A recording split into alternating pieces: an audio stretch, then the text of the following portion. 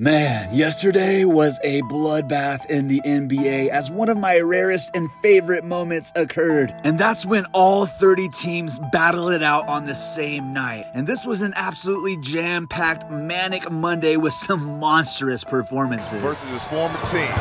Here's Curry.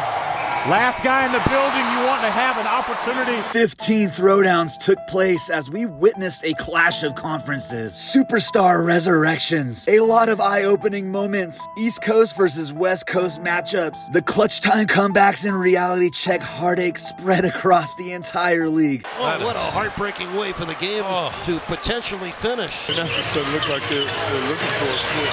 But they got something in the end. All before an election day where we have no games to be played. Now enough with all the introductions. It's time to apply some buttons.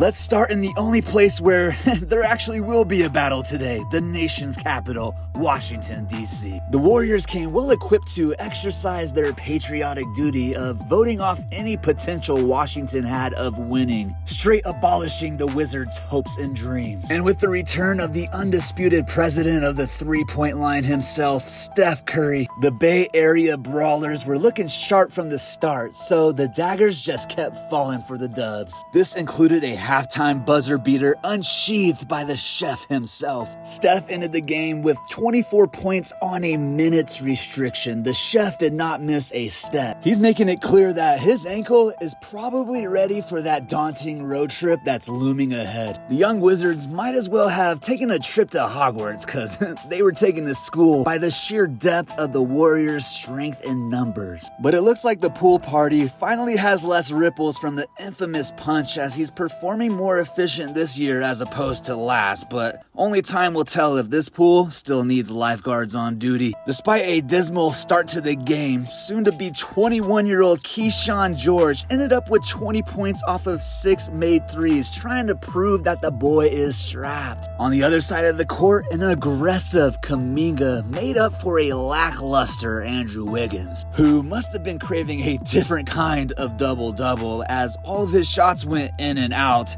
shooting 1 for 9 from the field and 0 for 6 from deep. But in the end, it was the splash buddy himself who made waves off the bench, shooting 50% with a game-high net rating of plus 14. That really tipped the scales for the Warriors winning this game by 13 points. The now 6-1 Dubs will face the 7-1 Celtics on Wednesday in Beantown. It's a 2022 finals rematch where the Warriors will definitely need a Game 6 Steph to even stand a chance against the dominant defending champs. What are they gonna say now? What are they gonna say now? What they gonna say now? What they gonna say now? The chaos between conferences continued as the Lake Show went on tour to the Motor City. The infamous Brow was on full display with another 35-plus point game from Anthony Davis, his second in a row and his fourth this season already. But Jaden Ivey, Jalen Duren, and Cade Cunningham were firing off on all pistons during clutch time. Duren's 14 boards were leaps and bounds above anyone else on the court, and Ivey's explosiveness, along with Cade's 11 dimes, blew the wheels off of the Lakers defense. Despite LeBron and AD both playing nearly 40 minutes, almost 5 minutes more than anyone else on the court, the Lakers fell short again, losing their third out of the last 4 games. Hot damn.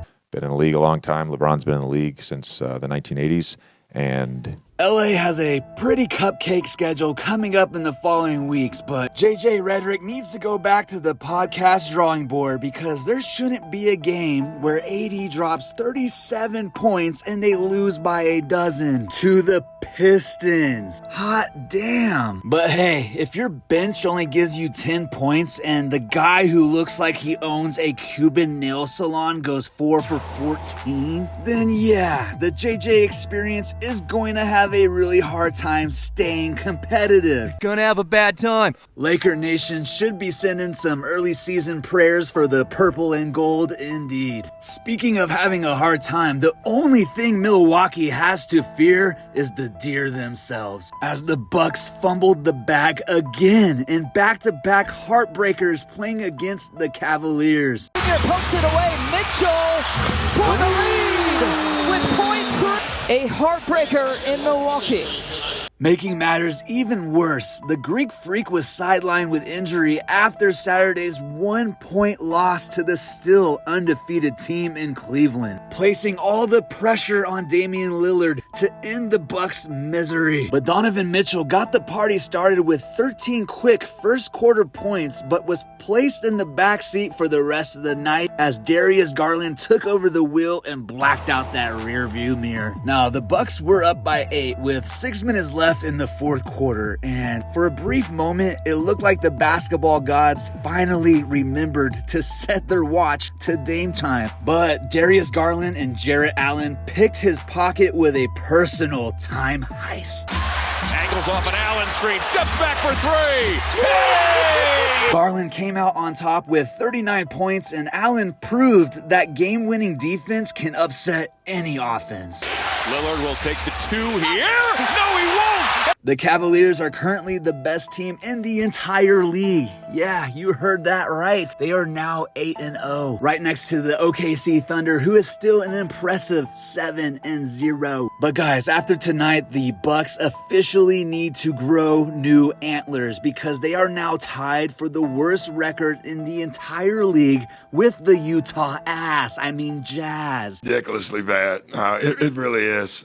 Who they will actually be playing on Thursday. So at least one of these teams will finally get their second win of the season. Moving on to the heart of Texas, the Indiana boys pulled up with extra gas in the tank to run the Mavs out of the gym as it was their second night of a back-to-back. Unfortunately, the Pacers recently lost Isaiah Jackson to one of the worst NBA injuries, a torn Achilles, something Klay Thompson knows all too well. And Dallas took up the fight without their 20-year-old dominator from Duke, Derek Lively II, who's actually out with a sprained shoulder right now. This only created a primo recipe for Miles Turner to cook up a season-high double-double of 30 points and 11 rebounds, forcing the Mavericks to lose the battle of the boards 46-38. But still, Luka Magic was in his bag, and he had 34 points and 15 assists hiding up his sleeves to keep the show close all the way into the fourth act. With both teams tied at 116 apiece and 5.5 minutes left on the clock, Andrew Nembhard broke the Luka Magic spell with a finger roll, giving the Pacers the green light. At this point, Indiana put the pedal to the metal, outscoring the Mavs 26-15 in fast break points. No FaceTime or Skyping, these boys were just straight zoom in.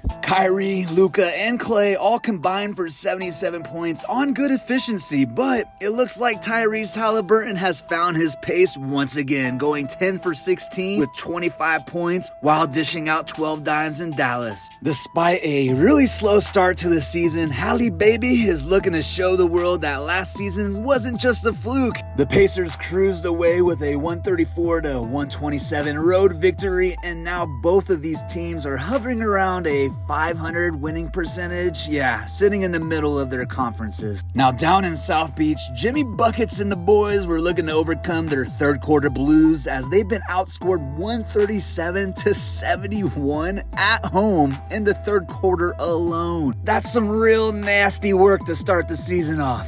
Unfortunately, though, the post-halftime trend continued for Miami as the Heat blew a 15-point lead in the third quarter alone, being outscored 37-17. Sheesh. What the hell are they doing in that locker room in halftime? I don't know. But after that disgrace of a quarter, the blonde bomber, Jimmy Buckets, took the fourth quarter personally, just like his father would do. He got to work, scoring 15 out of his 27 down the final stretch. But Sacramento came to South Beach for business only. On the very same night of unveiling Bam's Olympic gold medal banner, Sabonis had other plans as he doubled the amount of rebounds Bam got, 16 versus 8, while the Kings dominated the paint, 54-38. Going back and forth in clutch time, it all came down to some Domantas dominance. And he put the game-winning dagger straight into the Heat's heart with only 0.7 seconds left to play.